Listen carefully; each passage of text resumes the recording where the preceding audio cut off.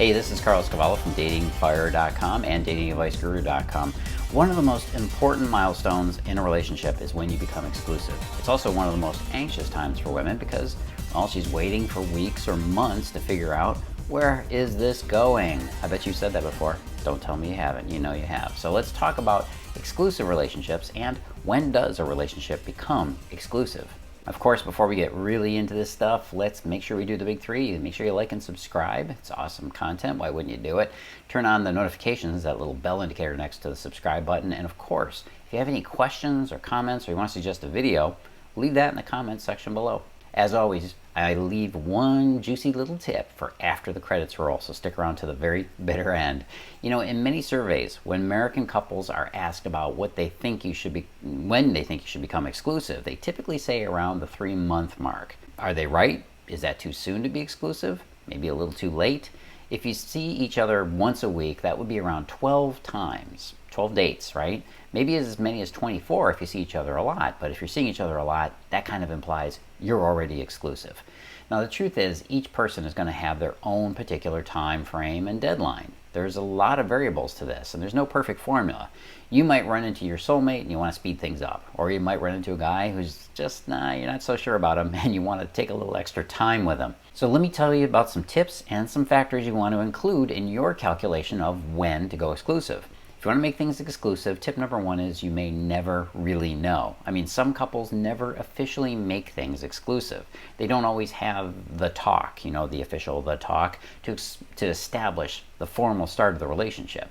Sometimes things just seem to go in the right direction on autopilot and you don't have to do a whole lot about it. Now that can be a really good sign when neither of you really has to think about it much, in which case you probably aren't even watching this video. On to tip number two. Tip number two, it's usually your radar. Your inner feelings about the relationship typically make this an issue or not. Let's be honest, making your dating exclusive is really a factor of how anxious you feel about losing him. You know what I mean. If you've been dating him for a few weeks and he seems like a really good catch, but he seems a little bit aloof and distant, you're going to be worrying about losing him. You could wind up pretty agitated until you can nail things down. On the other hand, if he just plows forward, you won't really think about the exclusive part. Tip number three, does anything actually really change? If you think about it, what is supposed to change when your relationship becomes exclusive? For most people, this means you stop dating other people. Yes, hopefully this means you no longer have to worry or lie awake wondering if he's on a date with another woman. It's not like anything formal actually changes between you. After all, there's no written contract. You're just trying to get to a place where you can relax in the relationship. Now, if you're trying to get to your exclusive place with your man, think about whether or not you need to press the subject. Do you really need to corner him and make him sign a document or maybe take a test and pledge his undying loyalty? Be careful about formalizing this arrangement at the expense of the natural flow. Sometimes it's better to just wait a little longer, let things run their course naturally. Next tip is you could spook him. Guys are notoriously skittish when it comes to having a talk about the relationship status. If you try to get him to go exclusive before he's ready, you might send him running for the hills. However, if a guy is really into you, he's going to naturally stop seeing other women. Guys don't want to date multiple women unless he doesn't see potential in you, or he's just a player. And the truth is, players only make up less than 10% of all men. Those guys that gave you the vibe of being pickup artists, they were just trying to get out of the relationship, okay? Guys are much more relaxed about making things exclusive, so that does mean you could potentially frighten him if you bring it up a little too early. Next tip is have a checkpoint for yourself. When I coach women on their dating and relationships, very often I discover that they don't have any decision points for when they want to go exclusive. And what this means is that they don't ever stop for a moment to really check in and make sure they want to become exclusive with this guy. They might just default right into dating one man as soon as possible and no other men. Now the reality is that just because you like a guy and start dating him, you don't have to keep dating him. And he doesn't have to be the only guy you're dating. No, you're not a slut if you date more than one guy. It's not a good idea to get caught up in the task of winning him over to become exclusive if you don't know he's the right guy. So create an exclusivity checkpoint for yourself. After about the 4th date or so, sit down with a piece of paper and a pencil and then compare them to your list of must-haves and must-nots. What's that? Pardon me? You don't have that list already? Well, the first thing you should be doing after you see this video is sitting down and writing down that list. I'm serious. Sit down, create it. In fact, you could pause right now and go do it. It'd probably be the best thing you could do. Having a hard, tangible list of what you want in a man, that's probably the most important step in dating and finding the right guy. Next tip is if you're in a long distance relationship. Are you? This is a special tip if you're dating somebody that's more than 2 hours away. You should probably wait a little longer to be exclusive with somebody that you meet online, or if you're dating them far away from you. Long distance relationships are some of the most challenging ones. Take your time. There's no rush. If he's a good catch and he sees your value, he'll work at it. There's no need to jump right in with both feet. Long distance relationships very often simulate intimacy. Now, what I mean by that is because you're so far away from him, you're going to spend a lot of time thinking about him, thinking about the potential, dreaming all this stuff up in your head. This creates artificial intimacy. It's fantasy intimacy, and you tend to fall in love deeper and faster than if he were right there with you and you could relax and look at the reality of him. So don't settle for that fantasy stuff, okay?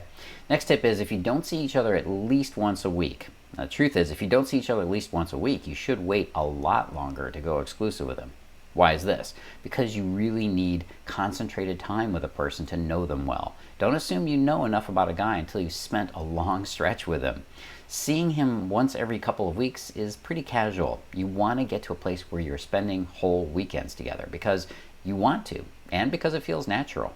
If you're in a distance relationship, you still need to be making time for several uninterrupted hours of deep connection with him.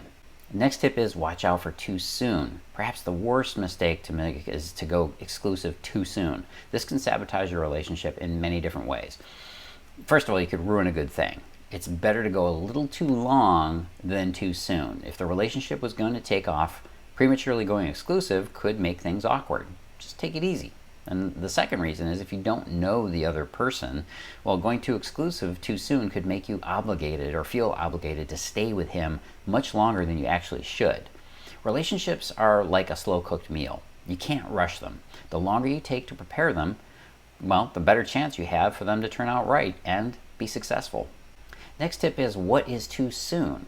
Generally speaking, if you try to go exclusive within the first month, that's probably too soon. Or if you try going exclusive right after you sleep with each other. And that's another huge problem. That's most often the problem with women. See, most women don't want to sleep with anyone else if they've started to sleep with one guy. So now you're forced to justify making this guy your exclusive guy, even if he isn't the right fit.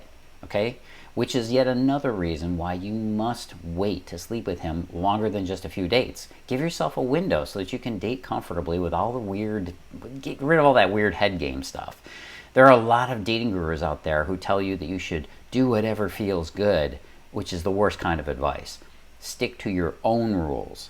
Those will work for you no matter what, and that's always the best idea. Here's a tip that should be obvious but often isn't. If he's into you, he will wait for you. This is the biggest justification for taking your time that I can possibly give you. If you rush into things, they usually end poorly, usually very poorly, very badly. However, if you wait a little longer, you improve your chances dramatically. Because the fact is, if he's actually into you, he won't mind waiting. Doesn't that make sense? You wouldn't mind waiting, would you? Well, that's what you gotta wait for. Patience. Patience is your best ally when it comes to dating and relationships. The next tip is be transparent with him and yourself. When it comes to declaring your intentions for the relationship, be willing to have just honest communication about it. Be transparent. Be clear with your intentions so that he understands you clearly. And make sure you absolutely understand where he's coming from clearly. See, a lot of guys use very waffly, unclear communication as an excuse to push blame back on you when he decides to back out. Ever pulled that one before? Oh, you bet he has, right? And be very clear with yourself about your intentions. Make sure you understand yourself and what you need so that you can explain it to him in a very calm and clear voice. You should know, beyond a shadow of a doubt, what your needs are, especially before you decide to become exclusive in a relationship. You're the one who has to protect you. And you also got to know what exclusive looks like. If you want to go exclusive, it only makes sense that you should know what that is going to look like. What changes will happen? How will the relationship look after you make the big jump into exclusivity? What are your expectations? Here's a few of the ways that people usually define being exclusive. You're going to want to spend more time with one another. Duh. Probably more sex, which should be awesome. So if you find yourself pulling back from that idea, take a good close look at why. He might meet your family and your friends and vice versa. he's probably going to start showing up on all of your social media. You're going to start going to different events together, like his office parties or your office parties or whatever. You're both going to invent cute and annoying nicknames for each other. That's the best part, isn't it? Yeah. Make a list of all the other things you think being exclusive will look like. Okay, final tip for today is things could change. Don't forget to make a list of all the things that will probably start to change when you do become exclusive, all the ideas you have about it. You might find you're not going out as much as you used to. Maybe fewer dinners out. This is usually the end of what they call the honeymoon period. That's right, when you go exclusive, you lose that that glow, that wow. So be sure you're ready to give up on the excitement and the thrill of the chase, which is also one of the biggest ways that things might change. Are you ready for him to stop chasing you? Most women struggle to get past the 3 to 4 month limit in their relationships. For a lot of women, for most women, it's actually a lot shorter than that. They can't get past the 3 or 4 weeks sometimes. If you feel like you're struggling right now to make relationships work, if you worry that you might end up alone when you deserve to have a man that you want and that will want you and will stay by your side, it's time you really learn the secrets of how to make a man commit to you, and you can do that. The secret lies in something I call the Cupid effect. Now, I've got a free presentation, a free video that you can check out. Go on over to datingfire.com/Cupid. That's datingfire.com/Cupid. It'll send you over to a free presentation where I talk about this. And by the way, just below that video, there's a link there. If you'd rather read it, you can read the article too. It's an awesome explanation of how men make that decision to commit to a woman. Look, the Cupid effect is the only way you're going to get into a man's heart long enough to make him make that commitment to you. If you want to get married, if you just want to have that long-term commitment, if you want him to move in with you or whatever it is, you've got to have him feeling the Cupid effect. Hey, before you roll away, before you run from this video, I got another tip for you right after the credits roll. Next thing you got to do though is what? That's right, make sure you like and subscribe. These videos are great. You made it this far, go ahead and do it. Turn on notifications, that little bell indicator next to the subscribe. And if you have any questions or you just want to suggest a video, I typically read the comments every so often during the week. Leave that in the comments section below. Hey, this is Cavallo. As always, it's great talking to you, and make sure you live and love with passion.